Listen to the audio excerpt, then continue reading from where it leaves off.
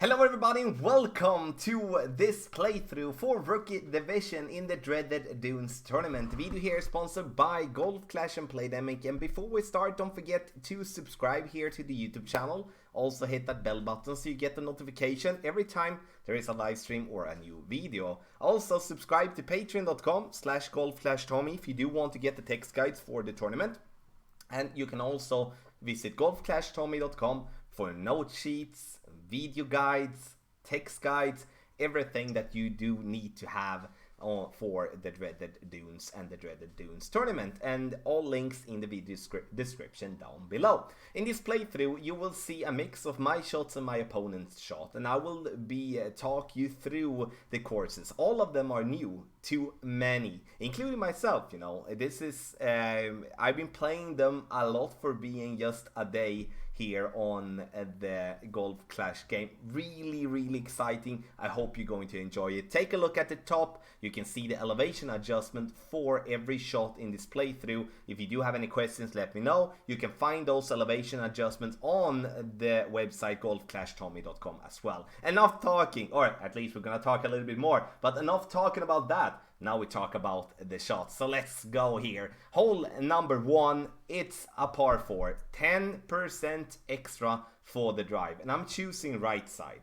Right side gives me max top spin and also max side spin to the right. It's because I want to get myself away from, as you can see, the palm trees that you do have there by the green. I do not want to have them in my face when I'm taking my second shot. So I'm just making a simple drive.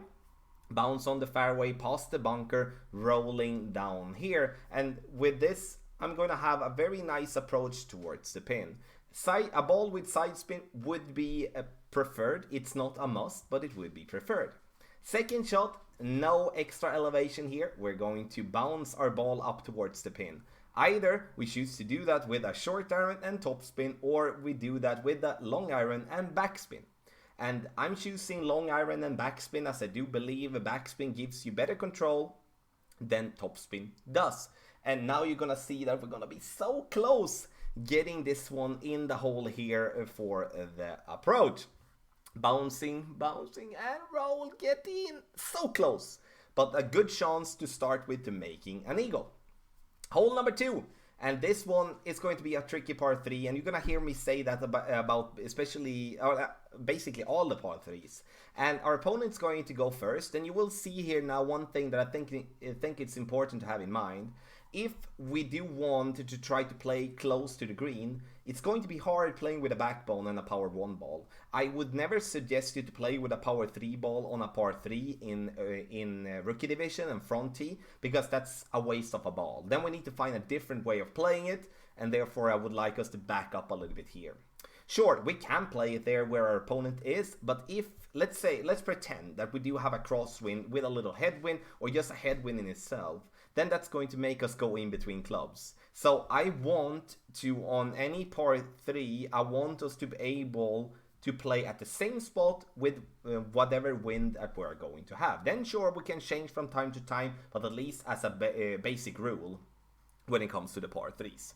As you can see on the list here on top, 10% extra for the tee shot here, and I'm going to look for shooting this one with a little bit of topspin combined with side spin. I'm thinking now afterwards we could move our target further up, but I'm also thinking about that I don't want to adjust down into the bunker. So I'm choosing 4 bars side spin to the right and half a bar of topspin. And you're gonna notice now that when I'm adjusting for medium distance and the 10% extra, this ball is going to miss left. So I would like us to play with the maximum amount of side spin to the right if we have a wind like this. If we would be having wind the other direction, then we could keep the 4 bars and don't add the final half a bar. Hole number 3, 10% extra for the drive. You're gonna notice that it's going to be 10% basically for every hole here that we do have in this playthrough.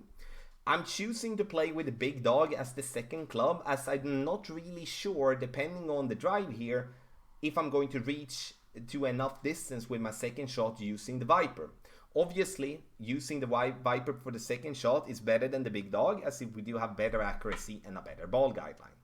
Use as much topspin that you can. and I'm saying that to whatever amount of topspin you're having, combined with 1 to 3 bars of side spin to the right, get the ball to bounce there on the fairway, roll nicely, and you can see we are nowhere near any obstacle. Second shot, you can see that with the big dog, yes, we can reach a lot. We are not even close to max distance here. And that tells me that we can play this one with the Viper, giving ourselves a better accuracy, better ball guideline, and can therefore approach the pin in a better way. So make sure you change, play with the Viper or the Sniper. Put yourself with around 1 to 3 bars of backspin depending on the wind. No elevation adjustment for the second shot, and we're gonna bounce our ball down towards the pin. As I said, use a little backspin because we do not want to come in that hot as we did now. Surely it's a safe eagle though. Hole number 4, the second par 3. This is the easiest of the 3 par 3s.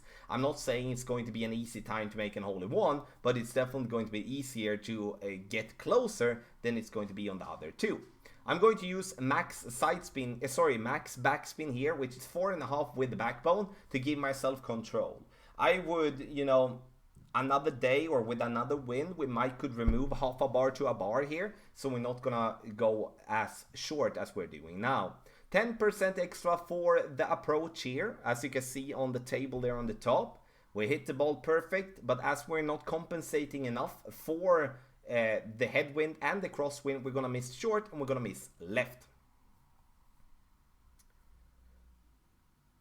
So, and with that being said, as you can see, our opponent coming here has the same type of wind, and look at the club that our opponent is having. He has the Goliath level 3. Look, only 3 bars backspin. That's not going to be a possibility to get the ball to stop in time to approach the pin. So he is going to be forced to play before the rough and bounce the ball up towards the pin using a small amount of topspin. Now he's using too much, but at least the idea here to bounce before the rough is correct in my opinion. But don't put yourself in that position. Put yourself in the position that you choose the right club, you choose the right ball, and then you're not going to end up in the bunker as our opponent is doing there. Hole number 5, and here we go back to playing with a power 1 ball here. I would say a power 0 ball would be okay, but use a power 1 ball because then we can make sure that we can play this shot even in headwind. Max topspin, no side spin at all, so if we want to play with a navigator instead, that's totally fine that as well. Take the shot with a 10% extra elevation for the drive. So we need to add even more here. And then we're going to get the ball to bounce on the fairway, bouncing over here and roll, as obviously we do want it to roll as far as possible.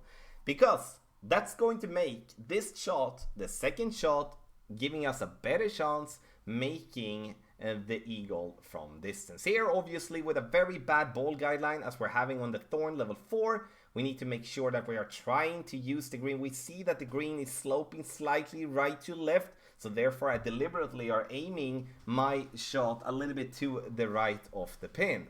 No elevation for the second shot. We're just going to play it as it is, and then we're going to take our shot and, hope that we can bring home a boom. And yes, we can. Nice little one there to get an eagle. I do consider hole number 5 of the par 4s to be the easiest of them 3, therefore the best chance making an eagle from distance. Hole number 6, the toughest of the dreaded dunes. This is a very, very tough par 5 and you need distance. Don't think about playing out to the left. We need to play the more aggressive and the more tougher line straight forward. 10% extra, power 3 ball, and I would, depending on if you feel comfortable in it with using it or not, use a little overpower. Because the longer this drive is going to be, the easier time we're going to have to secure the eagle. And I want to be perfectly clear that I do not consider this hole to be an albatross hole. I do consider this one to purely be an eagle hole, and therefore I play this shot for the eagle as well. You can see I'm aiming on the left side, way to the left from where the green is. But my plan now is to use the curl that I have on my big dog to not struggle with the rough, not struggle with the sand, and just get this ball to the green and give myself an easy eagle, and then run as fast as I possibly can to hole number 7. You see the ball coming in on green, it's gonna fall down on the fringe, and for those of you, you know, knowing obviously a wedge from the fringe is a wedge that we should be making all day and every day. Elevation, 10% for the drive as I said, but also 20% if you are up there on the hill on hole 6. Otherwise you're gonna reduce the elevation the further down you're coming there on that hill on hole 6. Hole number 7, our opponent is going first, and he is playing on the left side there just by the green. Look at the ball guideline. Look how much that one is bouncing to the right. If you're having the ball guideline or like the target up there to the left. I'm going to play slightly further down to the right there, but I'm not against my opponent playing like this because he's not having any side spin. So therefore he needs to use the backspin and try to line it up by the pin, and this is an excellent shot using a basic ball. Hole number 7 is the final of the par 3 is in this playthrough, and the 10% extra is a must here as well. So all the par 3s played 10% extra. You can see that I'm looking for, you know, there's a rough bump there, at least that's how I feel, and there is, you know, the fairway there on the left. We're choosing the fairway this time, and you know, we're gonna make it simple. At least we're going to make sure that we're getting ourselves a birdie, but you know, we want to be having the ball at least to come very close to the hole-in-one. You can see I'm using 3.5 bar backspin, 2 bar side spin to the left, and also make sure here now, when you look at this shot, that we have a little headwind.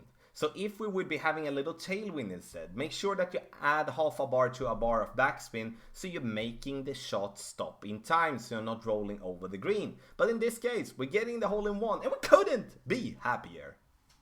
Hole number 8, the final par 4, also a good chance making an eagle. I would say this is the, if I'm gonna rank the par 4s, I do have hole 5 as the easiest one. This one, hole 8, is the closest to that, and then hole 1 as the least one there. I'm using a power 1 ball, and the reason I'm using a power 1 ball is because I don't want to spend a power 2 or power 3 ball, but with a power 0 ball like a Marlin or a basic ball, I will be having a tough time reaching enough distance, especially if I would be having a crosswind or a headwind. That could be a problem. Now we do have a little tailwind, so that's gonna be no problem getting the ball over there to the fairway. 10% extra for the first shot. Second shot, we played without elevation, and you can see that we're having the backbone here, and the backbone is good as it has a very good accuracy. We don't really have a good ball guideline, but accuracy is helping us to prevent us for being so far off if we hit a great shot.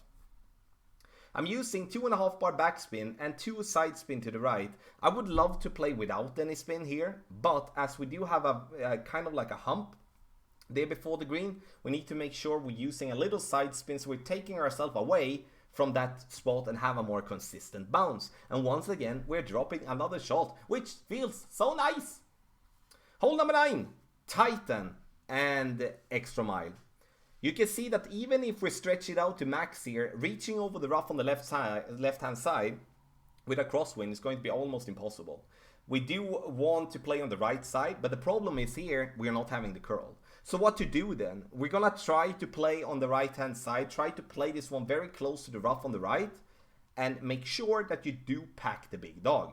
I'm not considering this one to be an albatross hole either, as you can see how far downhill we're gonna play the second shot here now.